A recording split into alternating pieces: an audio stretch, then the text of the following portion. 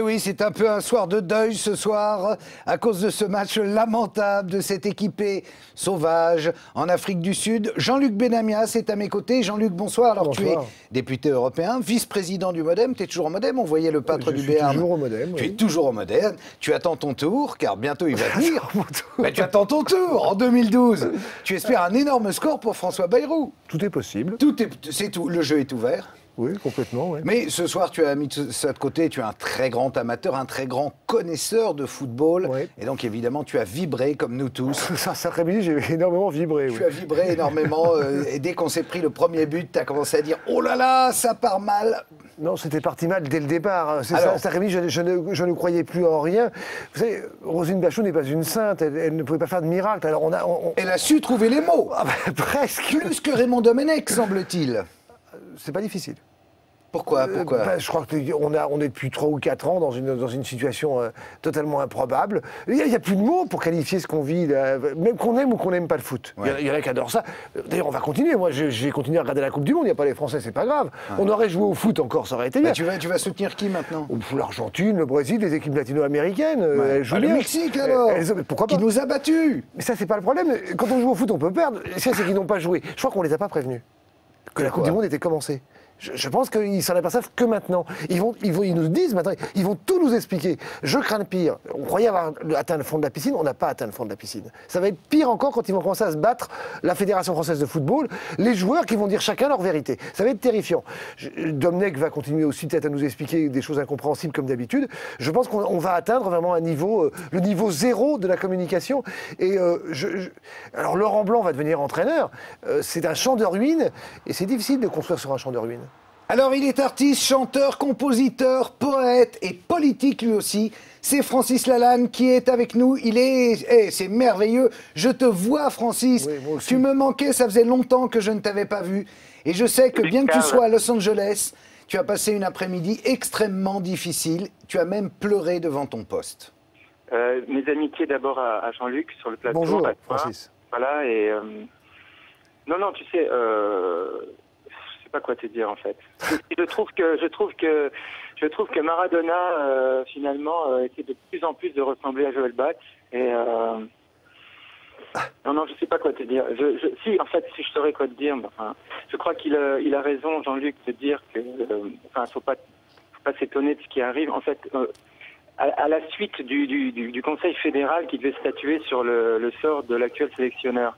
On a eu un réquisitoire accablant du président qui a été publié dans tous les journaux contre l'actuel sélectionneur. Normalement, à la fin du réquisitoire, le procureur il demande la condamnation. Là, à la fin du réquisitoire, on a demandé la reconduction. À partir de ce moment-là, finalement, la rupture était consommée entre le peuple français, le public français et l'équipe de France.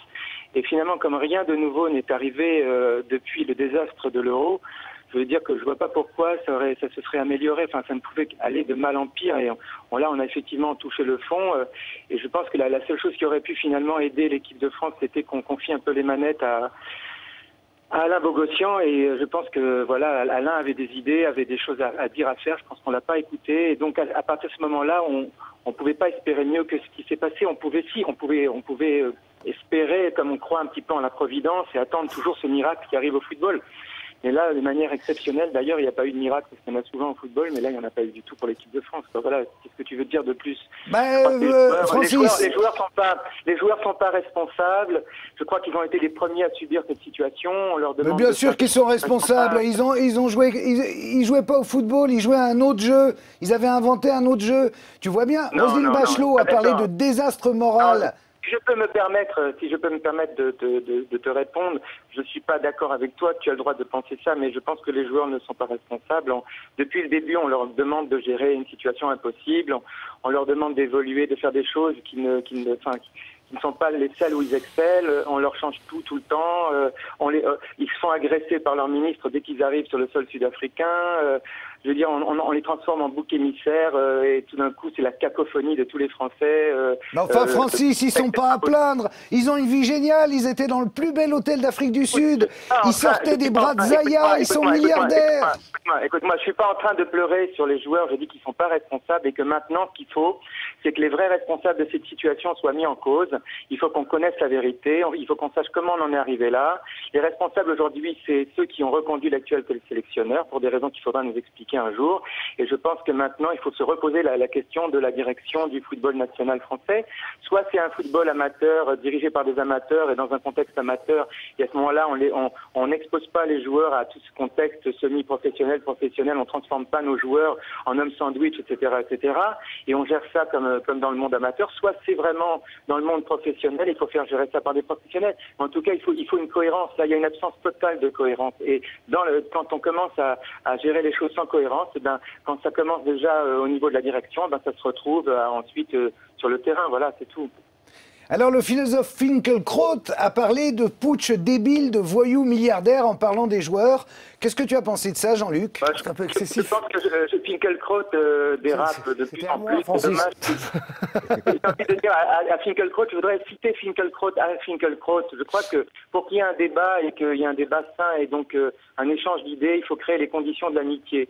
Si on commence par l'insulte et l'invective, à ce moment-là, il y a plus échange d'idées, il y a lutte pour le pouvoir et c'est pas constructif. Alors moi, je crois qu'aujourd'hui, il faut arrêter de s'en prendre aux joueurs, il faut s'en prendre aux vrais responsables. Les vrais responsables, c'est les dirigeants actuels de la fédération. Voilà, c'est eux qui sont responsables de cette situation. Aujourd'hui, on confie à Laurent Blanc quelque chose effectivement de très dur à relever, mais je pense que pour que Laurent Blanc travaille dans la sérénité, il faut aussi que les structures de la fédération soient un peu plus respectueuses de ce que sont les joueurs eux-mêmes déjà, de ce que sont les structures du football, et il faut de la cohérence. Il n'y a pas de cohérence. Ce que l'équipe de France finalement a illustré, c'est le mal français. Il y a un problème de compétence en France. La compétence n'est pas au pouvoir, tu vois, et la cohérence n'est pas au pouvoir. Et donc forcément, ça se retrouve aussi, dans l'équipe de football. Mais aujourd'hui, c'est le piston qui fait marcher la machine en France, c'est pas la compétence. Et à tous les niveaux, dans le secteur socio-professionnel. Francis, voilà. je me tourne quelques instants vers Jean-Luc, qui a le droit aussi à parler, parce qu'après tout, il est loin, c'est normal. il est loin, il a plein de choses à dire, et c'est Francis. Pas très bien.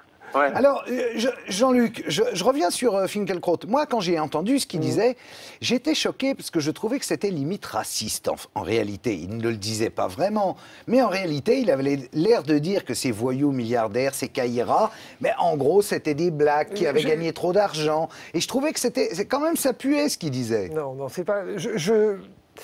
C'est excessif parce que c'est du Finkielkraut et que dans ces cas-là, il a déjà fait des déclarations il y a plusieurs mois, vous vous rappelez, bien sûr, sur l'équipe de France qui ressemblait un peu à celle de Georges Frêche et ainsi de suite. Il y a du réel derrière sur... moi, je trouve que cette bande... Enfin, quand il dit les joueurs ne sont pas responsables, si certains joueurs sont responsables, on a du mal à penser que des garçons comme ça, qui gagnent 700 000 € par mois, des choses comme ça... puissent faire grève. Ils ont inventé la grève des milliardaires et ils font lire leurs revendications par le patron. C'est exceptionnel, c'est du jamais vu. Alors soit ce sont des petits cons, quelles que soient leurs origines sociales, ethniques, soit ils ont dépassé, ils sont hors sol, totalement hors sol. Et c'est là où on a besoin, et la Fédération française est terriblement responsable, c'est qu'on a besoin de refaire des centres de formation, réellement. Pas laisser des gamins gagner autant de fric, être complètement hors sol. C'est-à-dire, moi, le coût de l'hôtel, quand j'ai entendu ça par rapport à Mme Ramayad et ainsi de suite, ça fait 6 mois qu'on le savait, ça fait 6 mois que vous l'aviez annoncé. Que l'État, dans ces cas-là, dise à la Fédération française « Non, écoutez, c'est pas possible. » Parce qu'on nous baratine aussi là-dessus. On dit 500 €. 500 €, c'est la moyenne. Il y a des chambres à 1000 € et ainsi de suite. Ça va pas. Donc, trop tard pour le faire. Mais bon, clairement, il y a un problème de gestion, un problème de gouvernance, de haut en bas. Et je pense qu'un certain nombre de joueurs sont responsables. L'ambiance dans l'équipe de France, entre eux, on nous a menti par rapport à ça. Moi, j'ai essayé d'y croire. Je supporte tout ça. Je suis comme Francis Lalanne. J'aime bien le foot. Alors... Bon, l'équipe de France, elle est éliminée, c'est pas très grave. Si elle avait joué, c'est plus grave si elle n'a pas joué. Donc voilà, on essaie de nous dire qu'ils s'aimaient. Ils s'aiment pas du tout, ils se détestent. Il y a des clans. Et il y a eu une prise de pouvoir, effectivement, ce week-end, on l'a vu, une prise de pouvoir par certains qui faisait que les autres pouvaient même plus s'exprimer. Il y en a que... Bon, moi, il y en a quelques-uns dans cette équipe, je pense à Gourcuff, évidemment, à Toulalan, à Lloris, qui ont essayé. Écoutez, les grands joueurs, ceux qui sont le plus payés, hein, moi je pense qu'il y a une chose, je serai Laurent Blanc, je ne les sélectionne plus. Ça n'est pas possible. On repasse la parole à Francis. Je pense qu'ils vont avoir un mal fou Je pense à ces grands joueurs Non, super Jean-Luc. payés. Amalfo a rejoué dans notre pays, a rejoué devant le public français. Quand Ouais. ils seront en Champions League, ils vont se faire huer par le public français. Francis, un mot sur Jean-Luc. cette grève surprise des Non, joueurs. Jean-Luc, Oui, je Jean-Luc, t'écoute. pardon, excuse-moi de t'interrompre. Je ne partage pas ton avis c'est possible. sur ce qui s'est passé suite à l'expulsion d'Anelka. Je crois que c'est pas être un voyou qu'aujourd'hui pas des être voyous. solitaire d'un collègue. Il y a eu une réaction corporatiste par rapport à ce qui a été une agression totalement absurde de la part de la fédération qui a pris une décision qu'il n'aurait pas dû prendre. Si je peux me permettre, je vais te dire comment les choses auraient dû se passer. Et si Philippe Tournon avait été en poste à la communication de l'équipe de France, les choses se seraient passées ainsi. Quand les journalistes ont fait leur travail, hein, parce que le rôle d'un footballeur, c'est de marquer des buts, le rôle d'un journaliste, c'est d'avoir des scoops. Quand les journalistes ont publié ce papier, le responsable de la communication de l'équipe de France aurait dû protéger l'image de la France, protéger le groupe. Ouais. Il aurait dû démentir. Ensuite, on aurait réglé le truc en interne et on n'aurait pas dû comme ça, si tu veux, désavouer publiquement aux yeux du monde un de ses ressortissants comme ça a été fait. À partir du moment où l'irréparable a été commis et où on oublie que la menace est plus forte que l'exécution, eh bien, je trouve très sain de la part des joueurs de l'équipe de France qu'ils aient eu une réaction corporative et solidaire. Ça, si tu veux, finalement, pour moi, ça sera la seule image française de ce qu'aurait été l'équipe de France au cours de ce mondial. Je trouve ça sain aujourd'hui quand quelqu'un de sa corporation a été agressé par l'autorité de manière abusive, eh bien, de manifester sa solidarité. Les grèves, ça existe en France. La solidarité, ça existe. Et moi, je trouve que c'est à l'honneur des joueurs de l'équipe de France. Le déshonneur, c'est d'avoir fait ce qu'a fait la fédération et d'avoir expulsé Anelka en pleine compétition. Si tu veux, le problème, c'est qu'on en soit arrivé là. Et je pense qu'à la direction de la fédération aujourd'hui, il y a des irresponsables.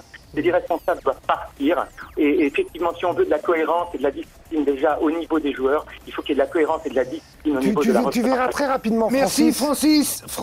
Jean-Luc, le mot de la fin, parce Ouais, que on verra malheureusement... malheureusement très rapidement quand les joueurs vont s'exprimer, parce qu'ils vont le faire, ils ne seront pas du tout d'accord entre eux par rapport à ce qui s'est passé. Et on aura encore droit à une énorme cacophonie, c'est ça que je dis qu'on n'a pas atteint encore le fond de la piscine. Eh bien, c'est donc sur une note d'espoir que nous terminons. Que dis-tu, Francis? Pour la prochaine fois, et allez les Bleus, allez les Bleus. Allez les Bleus, bah oui, on le dira dans 2 ans pour le prochain Euro, hein, qu'est-ce que tu veux? Non, dès le prochain match, allez les Bleus. Oh là là, j'en doute un peu, Francis. Merci en tout cas d'avoir répondu à nos questions depuis Los Angeles et toi depuis Paris 15e, Jean-Luc. Merci. Et merci d'être venu et gardons le moral, gardons l'espoir. Heureusement. Mais bien sûr. Allez, rendez-vous demain 20h30 pour le Cercle Info, suivi d'un autre invité et nous parlerons à nouveau de football. Je crois que ça sera Victor Dorasso. Merci beaucoup, à demain.